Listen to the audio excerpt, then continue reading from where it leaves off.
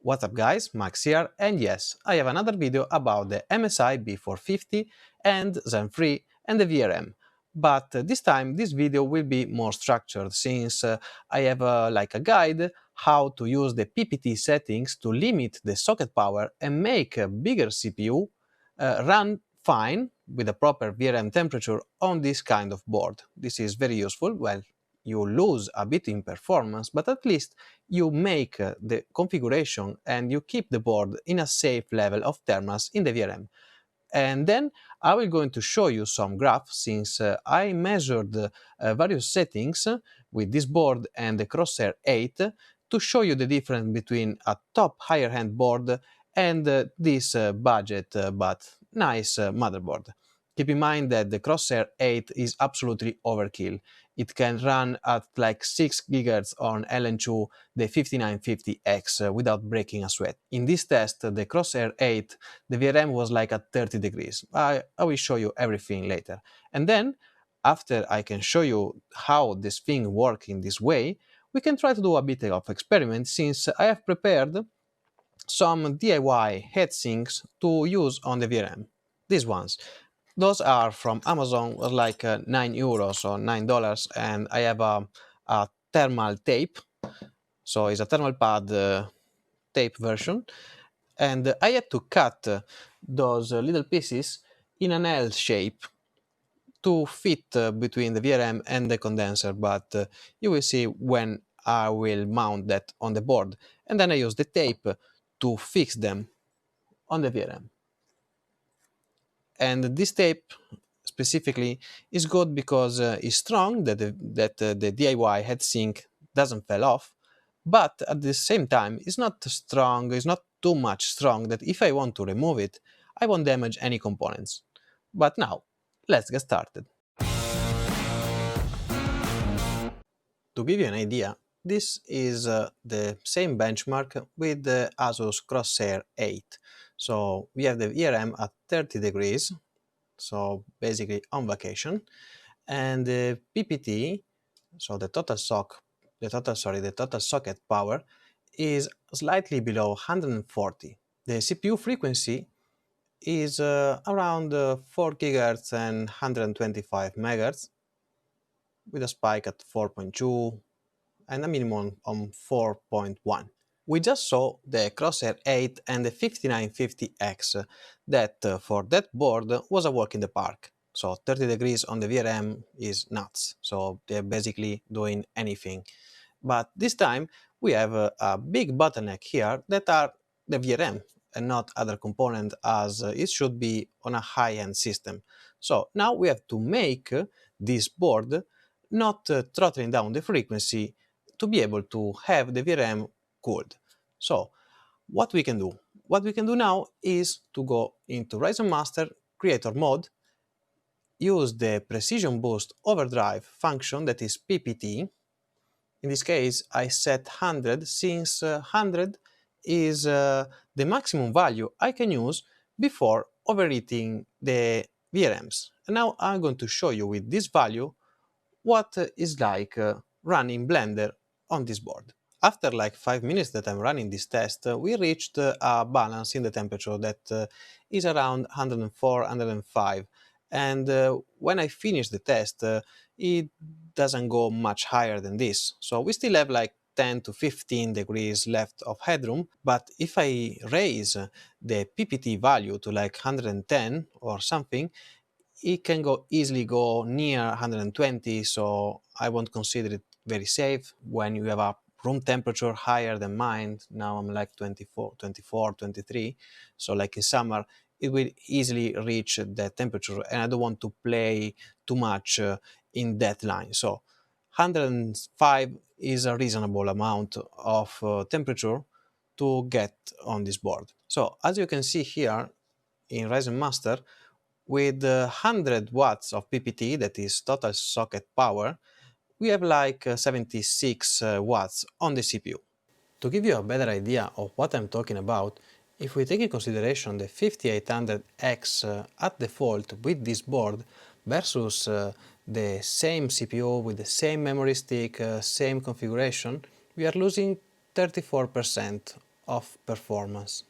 And that is because the system was throttling, so we were jumping between 4.5 GHz and 500 MHz. If we use the limiter instead, so we intentionally limit the power of the CPU, we lose only 11%.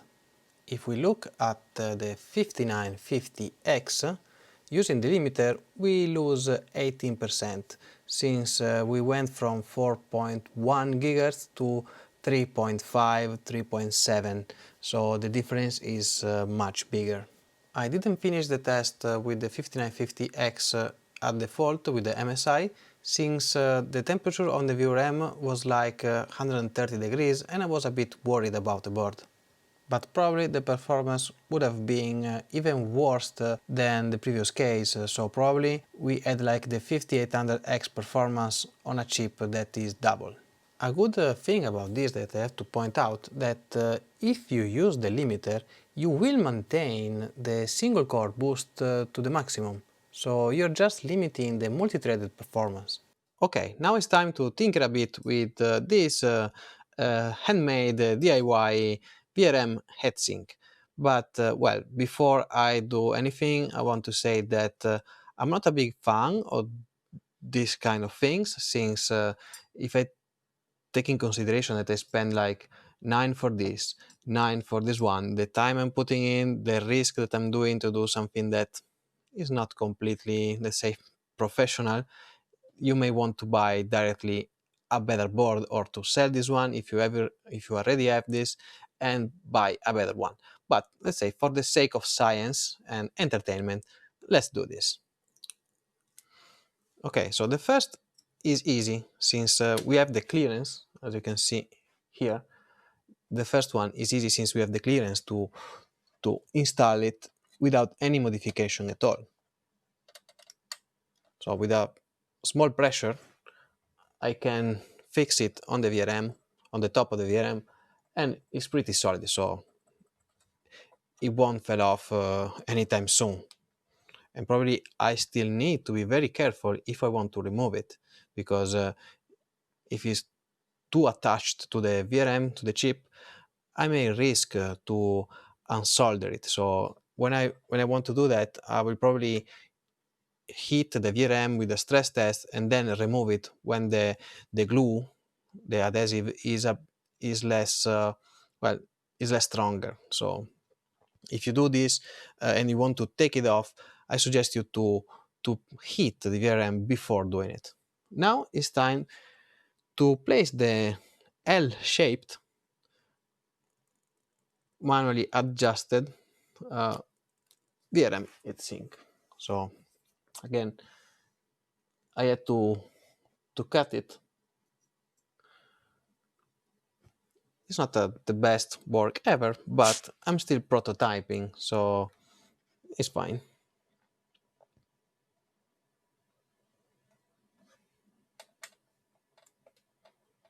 Once again, a bit of pressure to make sure that it makes contact. Perfectly fine. And the last one. Okay, now that our DIY VRM heatsink is placed, we have to fire it up and see if we are able to go over that 100 watts total socket limit, and we can gain something with a better result. Let's see. After a short test run, I decided to place the point of the thermal camera on the second VRM, since the second and the third are a bit smaller, since I had to cut it like 20-30% of the surface.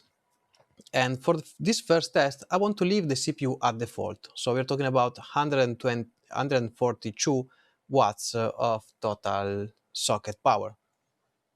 We are now idling at 40 degrees, and let's see what happens if I start the benchmark.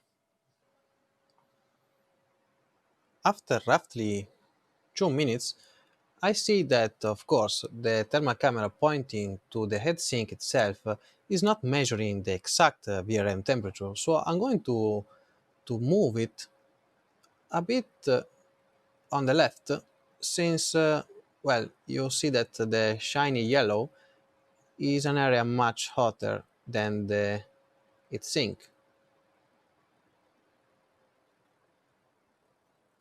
But well, I doesn't need to do that since, as you just saw, we went to throttle again. This system, those heatsink, are clearly not a solution, and we need a little help with limiting the PPT. So the temperature is now 96, but well, this is not directly on the VRM chip, is the near area, and even if we see 98, probably the VRM are at 120 and more than 120. So what I'm going to do now is to go back to creator mode and to set a PPT, let's say 120, which is kind of halfway between the two settings. And now we can see if with this tweak we are throttling again. So I'm going to reset hardware info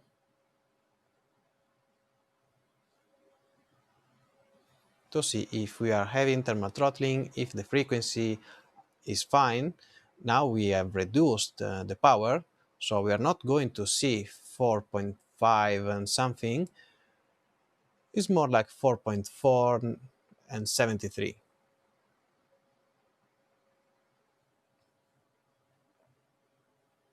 But still, I think we are throttling again.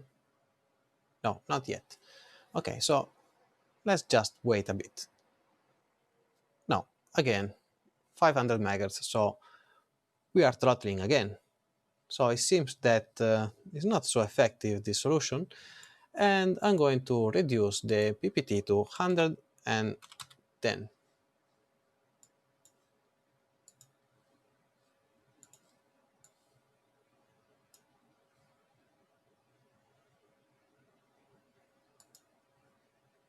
I reset again the hardware info sensors, and let's wait. In the meantime, I see that we are still having 94 degrees near the VRM area, so it means that we are probably at 110. Okay, since it seems that we gain 10 watts by just applying that small heatsinks, I'm going to run the test to see and measure how how much in terms of minutes in second we gain by raising the 10 watts of the total socket power.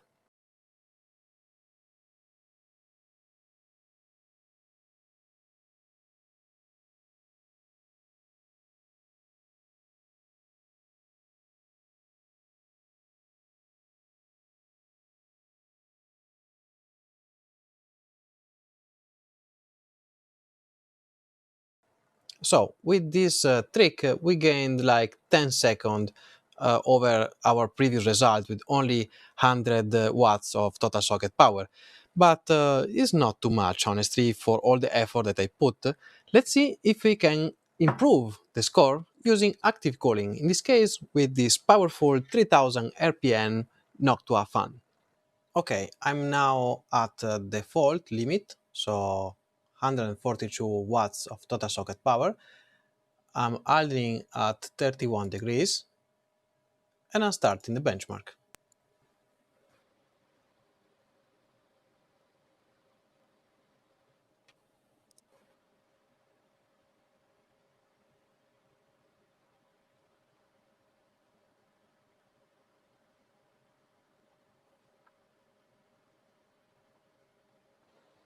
So we are about to finish the benchmark, and so far it seems that this solution worked. But well, if we take in consideration the heatsink, the thermal pad, the fan, are probably like 40 euros or $40.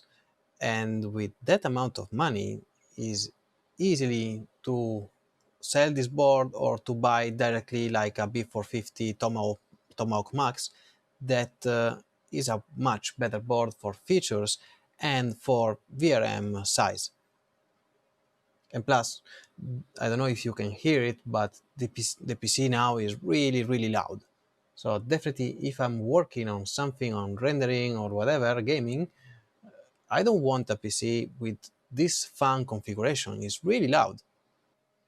So if you look at the score, we gained 20 seconds over the first 100 watts limit, but still we are 30 seconds away from the crosshair. And I'm pretty sure that with a better board like the Tomahawk that I tested in the past, I didn't see any difference at all versus a higher end board. So probably this VRM section, even if we can keep the CPU without throttling, we are still missing some power here. When I planned this video, originally I was thinking about doing the 5800X and the 5950X, testing the limiters and the heat sinks, the fan and everything, but at this time it seems pointless since this is not a good solution, and really I strongly not recommend you to do this, since it's something that you cannot tinker too much, especially in a delicate area of the motherboard like the VRM. You may broke your component. So this was an experiment. Don't do it on your PC. And well, again, it's pointless to test further the 5950X that, well, is possible since we saw that with the limiter we can make it work, but we lose a lot of performance. At least we are paying for something a lot of money, and we are losing performance because we picked a cheap board, and this is something really, let's say, stupid. And well, but what did we learn from the session of today? Well, first thing that came to my mind is that when you plan a build on an upgrade path, the choice of the board is very important, especially when we start stepping into the mid or high-end tier zone for the CPU on other components as well. So to plan a good balanced build, you have to take in consideration also the VRM, because as you saw, VRM impacts on performance, and I'm pretty sure that impacts as well on reliability that the whole build, since if you are stressing too much a motherboard, you may risk to have a broken motherboard and a lot of hassle to replace all the components. You lose time, you lose money as well. So my suggestion is plan carefully your build, and if you want an upgrade path that can give you a better motherboard, is a better decision, since you can start with a good base, a good motherboard. That does not necessarily mean that you need to pick a high-end motherboard, but like something like the B450 Tomahawk Max or similar, a good board, not expensive but not cheap, that can allow you to run, let's say, a temporary CPU if you're waiting to have a more budget, but again, that can allow you to use a higher end CPU without worrying too much of DIY solution, cooling, or whatever. So, well, again, for today is everything. I think that I'm not going to revisit anymore this topic. Maybe since I have ordered like some DGA pure copper RAM heatsink from AlphaCool that are going to be here on like the first week of January or the end of the first week of January with a couple of Noctua 40 millimeters fan. So I would like to build a better VRM heatsink solution, but again, I don't know if I'm going to finally do it, since I don't like this type of solution. But since I have ordered it, and if I'm not going to use it for other project, I might try to build a better VRM heatsink and apply it to this board. Anyway, let me know in the comment section if you had enough about this topic, or if you want to see a sequel that I'm going to build a better VRM heatsink. Maybe fun, maybe a waste of time, but I don't know. Let me know in the comment section. And now you know what to do. Like the video if you like it, subscribe for more, since I have a lot of more content coming on, like a 3090 Kingpin tomorrow. I have the big boy, the big LN2 tank full, and other interesting stuff. So, well, stay tuned and see you in the next one.